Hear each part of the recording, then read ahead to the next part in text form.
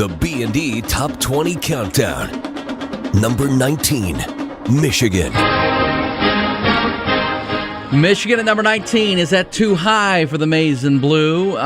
We will find out over the next 3 hours of this show. We already talked to Howard Griffith of the Big Ten Network about Michigan. They have a very tough schedule. Their road games include at Notre Dame, at Michigan State, at Ohio State. At Northwestern. Yeah, it's very, very difficult, but they did go get Doug Nussmeier from Alabama to coach their offense and bring their offensive line play along. So we're talking Michigan football today. Normally it's at the bottom of the hour, but we're going to talk to Tom Kite, the Austin resident, Hall of Fame great golfer. Talk some golf with him in the British Open coming up, teeing off on Thursday at Royal Liverpool. So let's go to the Horn Hotline right now. Talk some Michigan football, Big Ten football with Joshua Henschke of SB Nation's Maize and Brew Report. This is all about Michigan football. Joshua, how are you? I'm good. How are you guys doing? We're doing fantastic, Joshua. Thanks for joining us today. Yeah, not a problem. Thanks for having me on. All right, we'll start where we just started. Is 19 too high for Michigan? Where is the Maize and Blue Nation on this team, this Brady Hoke Year 4 Michigan outfit? Well, to be honest with you, I'm not really sure what type of team Michigan's going to field this year. I think, the excitement and hype level in Ann Arbor is probably the lowest it's been in arguably since the days before Bo Schembechler. I mean, it's that bad right now. Obviously coming off a 7-6 year season the year before, things aren't pretty right now, and a lot needs to be done this upcoming season in order to kind of right the ship as far as fans approval level of Brady Hoke this year. Now, Joshua, you're not going to tell me that 100,000 not showing up to these games this year. Well, a lot has been said about that. I honestly, I don't think that the sellout streak is going to end. It's still Michigan Stadium, and it's still one of the greatest spectacles in American sports. So it's something that people anywhere will want to experience. So I highly doubt that's going to end. I mean, regardless, the home schedule is kind of weak and it's not very exciting. But it's still Michigan Stadium, and it's still a great sight to behold. Joshua, obviously Michigan State is having great success. They're riding high. Ohio State's back to the top of the Big Ten, and that's leading to a lot of the pressure you're talking about for Brady Hoke. But he did go out and make a change at offensive coordinator. The offensive line was dreadful a year ago. The quarterback play was not very good either. What does Doug Nussmeier mean to both of those things on that side of the ball for Michigan? Well, I think you're going to see right away that Nussmeier is going to mean a lot to Michigan as far as the offense goes. He's former quarterback himself. He's really good with the quarterbacks. He worked with Keith Price in Washington. AJ McCarron.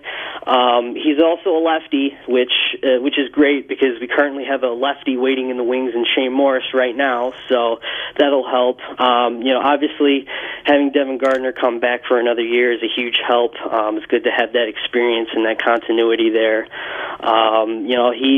He also stresses power running game, which is something that Michigan has wanted for years but has not been able to do, especially last year. So I think once he stresses the power running game, with much simpler blocking schemes from the offensive line, the running backs being able to pick up their blocks easier. I think the running game and offensive line will start to gel, but it's a slow process because there's a lot of youth still on that roster, and it's talented youth, but it's youth that hasn't had a chance to gel yet. So that's kind of the scary part right now about that offense. And not only that, especially at the wide receiver position, one senior and a couple sophomores playing at the wideout position. But Joshua, we just had a conversation with Howard Griffith from the Big Ten Network, a friend of mine, a friend of E's here.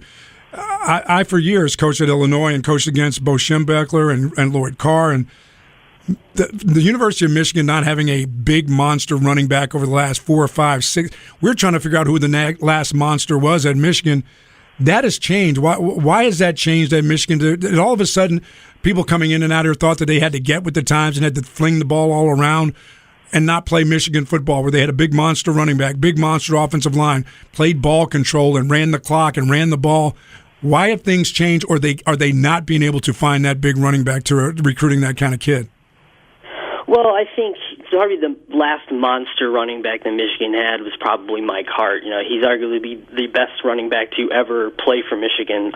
He, number one in almost every single stat in the records book. But I think right after Hart left is when Michigan made the shift to Rich Rodriguez, which kind of switched the entire offensive scheme, the philosophies and everything. Everyone wanted to be lighter. Mm-hmm. Everyone wanted to be faster. Everyone wanted to break out wide.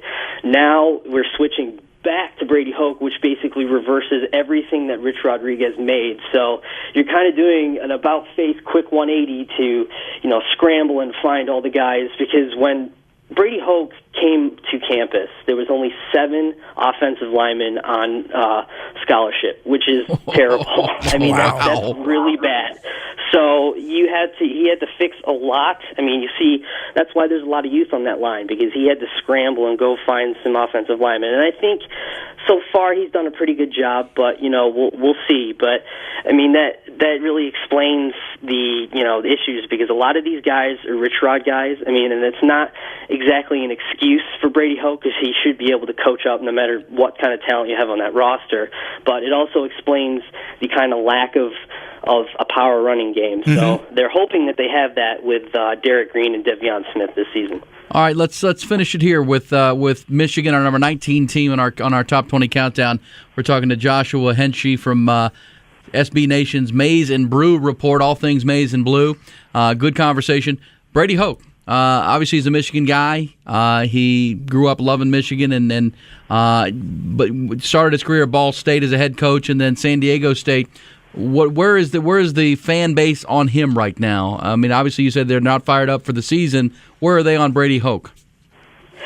Well, I wouldn't say that they're really cranking up his hot seat, but it's getting pretty tense. The team has progressively regressed since their 11-2 season his first year. Haven't beaten a rival since Michigan State 2 seasons ago. Obviously they beat Ohio State. Brady Hoke's first year, but I mean, the team has not shown improvement, and I think that's the biggest thing. Obviously you want to have a team that's prime and ready for the stretch run, and they haven't really shown that. So I think the big thing this year is improvement throughout the season, not just early on. I guess Michigan in the past has been notorious for having solid starts, but then falling apart towards the end of the season. So I think if the team can do that, I think and obviously being Ohio State regularly and Michigan State as well is important too, and that will really bring the fan base back. So right now it's a very timid fan base, and I guess very fragile fan base as well right now, considering all things from a 7-6 season a year ago. Joshua, quickly, Devin Gardner, the quarterback, he wore number 98 last year. There was a lot of hype around that, and you mentioned Shane Morris, the young quarterback in the wings, a big-time recruit. How patient will the fan base be, and you think the coaching staff will be with Devin Gardner at quarterback? Well, I think both will be patient to a certain extent. I don't think the coaching staff is going to ready to abandon ship as soon as there's struggles. The offense isn't exactly a gelling unit right now. I mean, I think there's going to have to be some mighty struggles out of Devin Gardner for him to be replaced. I mean, he's the senior leader on that offense. He's the most experienced guy coming back. He's going to be the one that's going to hold everything together. So, I mean, Shane Morris is a great quarterback. I think he'll be a great quarterback in time, but I don't think 2014 is going to be his year just yet. Joshua, thanks, my friend. It's great stuff. And follow it at Maize and Brew. What's the website? It's maizeandbrew.com. Is that right? Yes, sir. Maizeandbrew.com. All things Maize and Blue with Michigan number 19 on our countdown. Thank you, Joshua. Thanks, Josh. Thank you very much. Anytime. All right, there you go. Michigan for 2014, number 19